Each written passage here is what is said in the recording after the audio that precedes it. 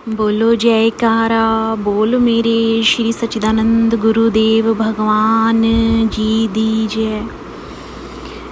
आज हम श्री श्री सच्चिदानंद भगवान श्री स्वामी 1008 श्री हीरानंदपुरी जी महाराज नंगल निवासी भगवान जी की ग्रंथ स्थापना कर रहे हैं। आप सब श्री गुरु महाराज जी के ग्रंथ की महिमा को सुनिए। आइए, जय सच्चिदानंद भगवान की। ओम श्री सच्चिदानंदाय नमः। पूज्यपाद श्री श्री परमहंस सतगुरु दयाल श्री स्वामी स्वरूपानंद जी महाराज जी के चरण रज उपासक श्री स्वामी हीरानंदपुरी रचित ग्रंथ ईश्वर स्वरूप दर्शन हीरा प्रकाश। बोलो जयकारा, बोलो मेरे श्री सच्चिदानंद गुरुदेव महाराज जी की जय।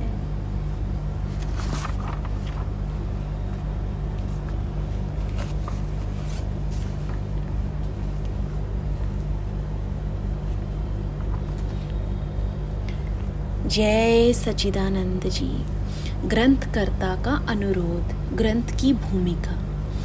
प्रिय सज्जन पुरुषों, यह वार्ता तो सर्व स्त्री पुरुषों के अनुभव सिद्ध है कि यह संसार असार एक रस नहीं रहने वाला, परिवर्तनशील महान दुख रूप है। इस कलेशों के घर संसार में आकर बड़े बड़े महान पुरुषों को भी, जो कि अवतार कहलाए हैं, उनको भी दुख हुआ है। तो फिर इधर साधारण अज्ञानी आलसी कुकुर्मी जीवों की तो बात ही क्या है। उन संत योगी ज्ञानी अवतारों ने भी इस संसार से दुखी होकर इसे महान दुख रूप ही कथन किया है, क्योंकि जो इसमें बारंबार जन्म अथवा जीवात्मा का शरीर धारण करना और मरण जो कि शरीर त्यागना करना है, यह तो महान से भी महान दुखों का कारण है। जन्म के पूर्व गर्भ का दुख, जन्म के उपरांत बाल्यावस्था, युवावस्था और वृद्धावस्था, यह तीनों अवस्थाएं भी महान दुख रूप ही हैं। बाल्यावस्था में अज्ञान करके पराधीन रहना, युवावस्था में कामवश हो जाना, वृद्धावस्था में रोगाधीन रहना, इस प्रकार सर्व समय चारों ओर से झगड़ा जाता है। फिर छूटना कठिन हो जाता है और भी नाना प्रकार के शारीरिक मानसिक अनंत दुख हैं। अर्थात यह संसार दुखों का एक महान समुद्र है। इसमें कोई भी संबंधी या पदार्थ अपनी इच्छा के अनुकूल न मिलने पर दुख ही दुख होता है, कभी भी सुख की प्राप्ति नहीं होती है। इस संशय में दुख रूपी समुद्र से पार होने के लिए केवल परमेश्वर की प्राप्ति ही एक परम साधन है, और परमेश्वर की प्राप्ति वृत्ति अंतर्मुख और एकाग्र हुए बिना असंभव है। वृत्ति एकाग्र और अंतर्मुख अभ्यास वैराग्य के बिना नहीं हो सकती। अभ्यास वैराग्य की प्राप्ति पूर्ण अनुभवी संत सतगुरु जी की कृपा के बिना नहीं हो सकती। इसीलिए यही सिद्ध हुआ है कि जन्म मरण आदि महान दुखों से छूटने के लिए केवल ईश्वर आत्मा का साक्षात्कार ही एकमात्र साधन है। यह ईश्वर ही सर्व सुखों का धाम है। इसकी प्राप्ति के बिना न किसी का उद्धार हुआ है न आगे होगा। इसीलिए आत्मा को अपने परम पिता सच्चिदानंद धन परमेश्वर का स्वरूप करके जानना चाहिए, किंतु ईश्वर स्वरूप को जानने से प्रथम पूर्ण संत सतगुरु की शरण में श्रद्धा भाव से जाना चाहिए। सृष्टि के आदि से लेकर आज दिन तक जिसने भी ईश्वर का साक्षात दर्शन किया है, सो गुरु कृपा से ही किया है, क्योंकि सतगुरु के उपदेश के बिना ईश्वर प्राप्ति का पूरा मार्ग नहीं मिलता। गुरु ही ईश्वर प्राप्ति में आत्मा का परम सहायक है। गुरुमुख स्त्री हो या पुरुष, यति हो या गृहस्थी, किसी भी आश्रम या वर्ण का हो, वह ही परमात्मा को पूर्ण रूप से जान सकता है, अन्यथा नहीं। गुरुमुख की ही प्रतिष्ठा, कीर्ति और सद्गति होती है।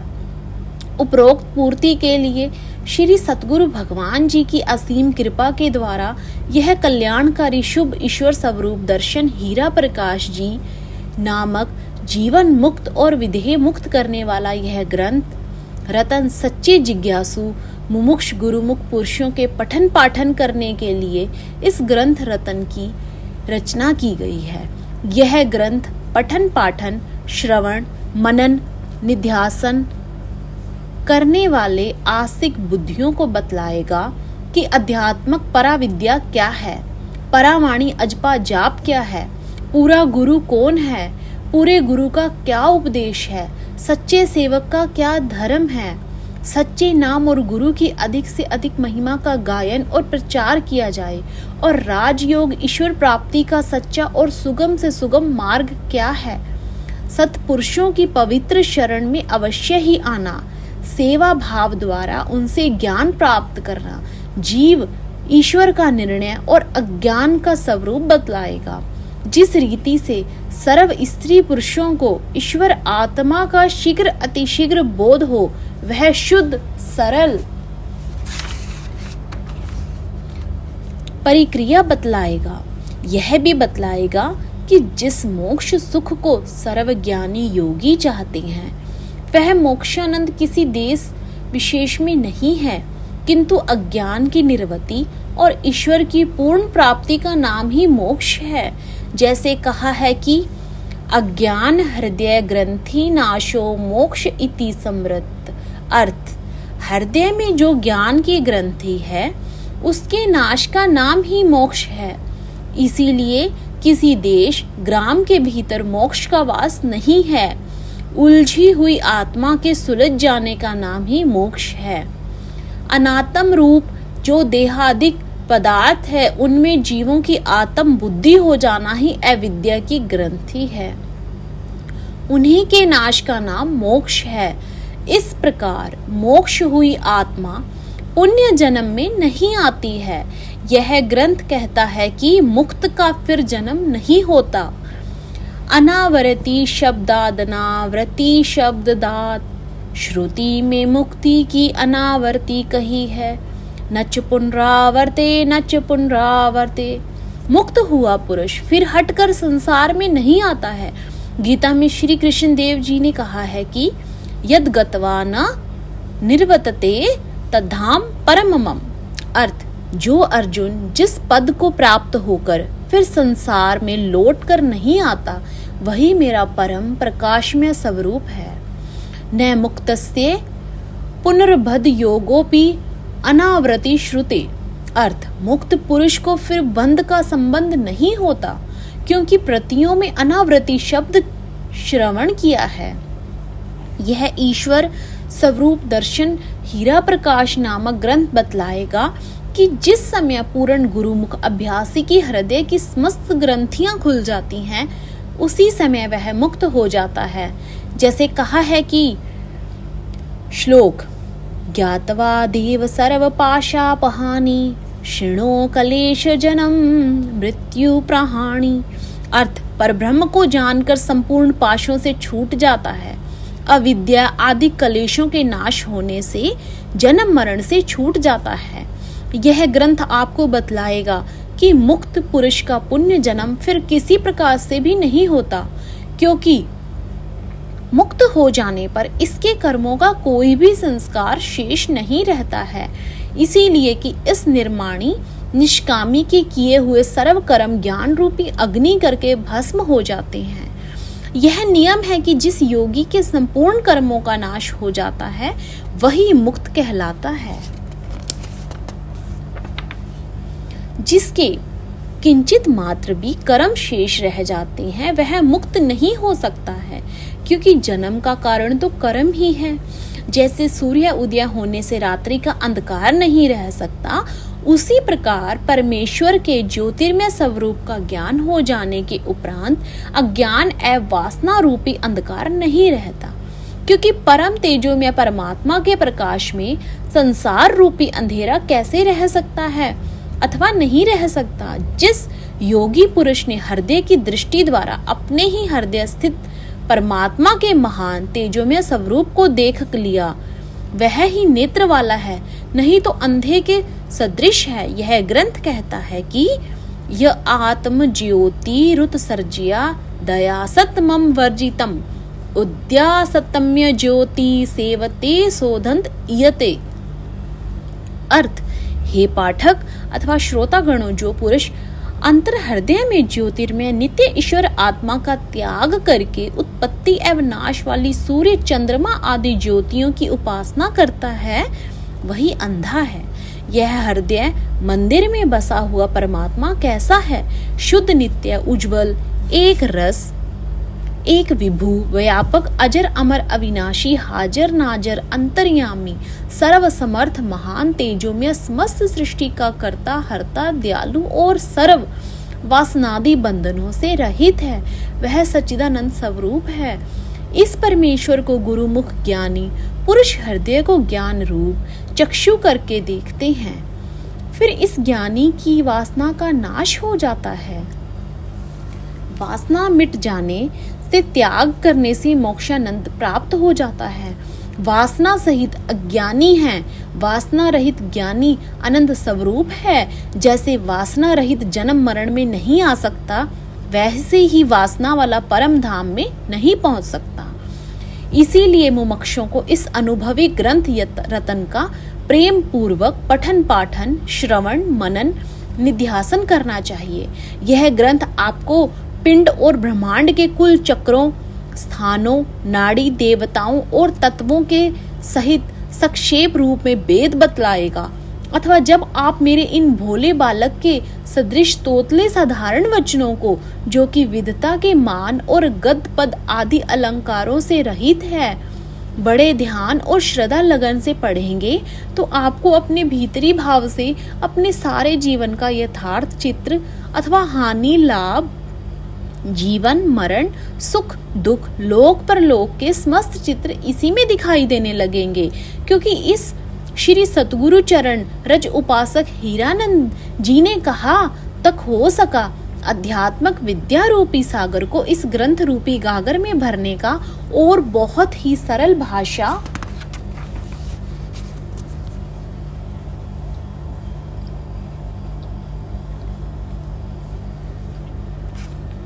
में लिखने का पूर्ण यत्न किया है। यह ग्रंथ आपको इस परिपूर्ण परमात्मा के वास्तविक स्वरूप का साक्षात दर्शन करने की पूर्ण युक्ति बतलाएगा, जो कि सर्व प्राणियों की आत्मा है, संपूर्ण विश्व का आधार है, सूक्ष्म से भी इतना सूक्ष्म है कि इन चरम चक्षुओं से दिखाई नहीं देता, महान से भी इतना महान है कि जिसमें यह कुल ब्रह्मांड समाया हुआ है। यह ही चेतन देव नित्य शुद्ध बुद्ध संपूर्ण भूत प्राणियों के हृदय मंदिर में छिपा हुआ है। सर्वव्यापक कर्मों का भी अध्यक्ष यानी ज्ञाता है। संपूर्ण भूत प्राणी इसी में निवास करते हैं और सर्व का साक्षी द्वैत से रहित निर्गुण निराकार प्रकाश स्वरूप है, जो न स्त्री है, न पुरुष है, न नपुंसक है, न किंतु जिस शरीर में प्रवेश करता है उसी के अनुरूप होकर चेष्टा करता प्रतीत होता है। संपूर्ण इंद्रियों के गुणों का प्रकाशक है और आप संपूर्ण गुण इंद्रियों से अतीत है।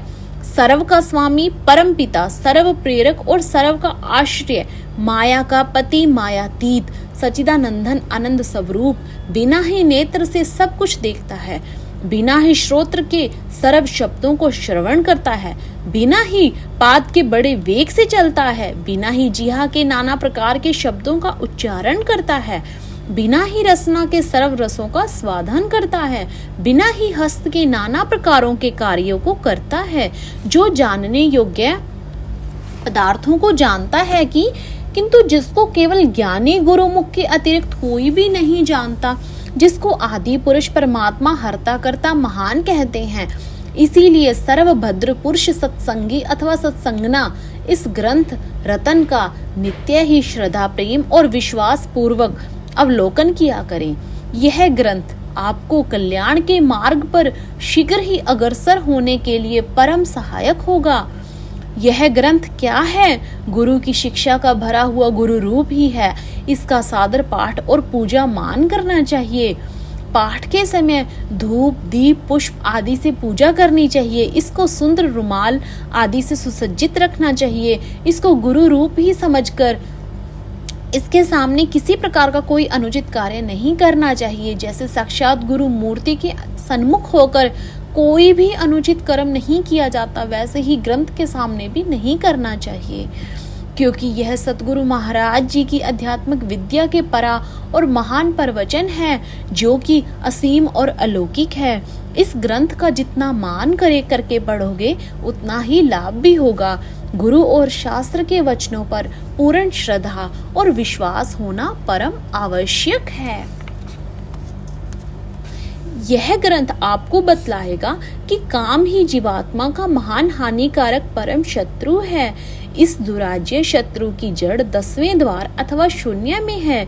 उत्पत्ति की विस्तार की जड़ यही काम वासना है। श्री कृष्ण देव ने अपनी शरण में आए हुए अपने परम शिष्य अर्जुन को भी इस काम के विषय में समझाया कि हे अर्जुन, यह काम बड़ा पापी है। अग्नि के सुदृश भोगों से तृप्त न होने वाला अर्थात बहुत खाने वाला है।